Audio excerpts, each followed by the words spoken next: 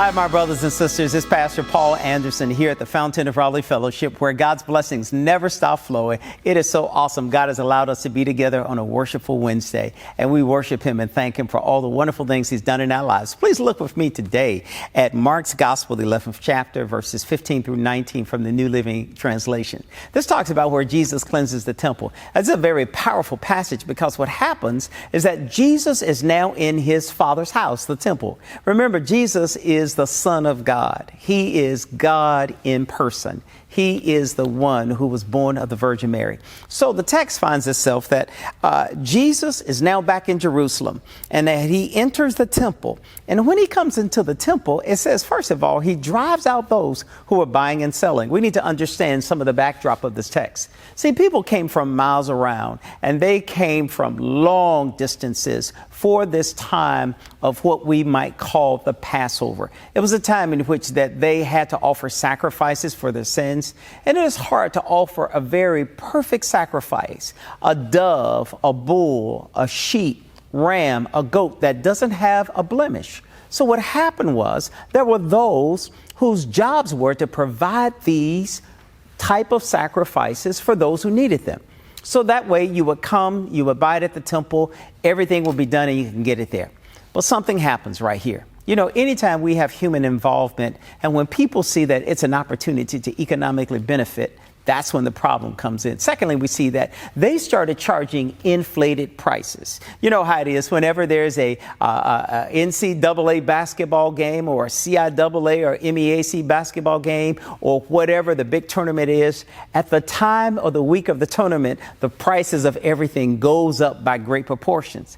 They started selling these sacrifices for inflated prices.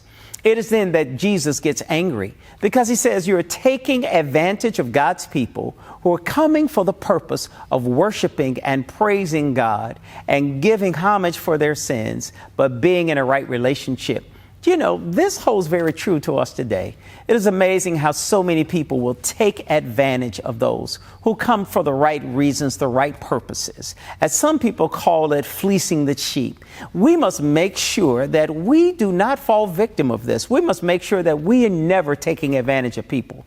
Jesus becomes so angry with them that He runs them out. He turns over the tables. I call this righteous indignation. Jesus never got mad, but He used God's righteous indignation. He got angry. He was angry with those who were taking advantage of those who were the least among us. That's the reason why we have to look at every elected official and all of the persons who have position and power, who take advantage of people. God isn't pleased. We find it here in the text. Then not only does He drive them out, but He says, you have turned my Father's house to a den of thieves. You remember how somebody wrote a song, Thieves in the Temple. Too many times we have people who are stealing and not giving God what's His. You know, we oftentimes steal. It's called tithes and offering. In the book of Malachi, it says, when we don't give of our tithes and offering, we're a thief and a robber. We need to ask ourselves the question, how guilty are we, just like those who are in the text? That means we have to make sure that we don't rob God of what's His. Jesus said, render unto Caesar what's Caesar, but render unto God what is God's. It is through and by the gifts and the offerings of those who do ministry, to do ministry. It is through and by all of those means that churches, organizations do what they do for the glory of God. But when there are those who are taking advantage of people with large, exorbitant salaries and income, and people are not even able to survive, they're thieves in the temple. Lastly, He lets us see here something that is so powerful. Jesus tells them that His Father's house is supposed to be called a house of prayer.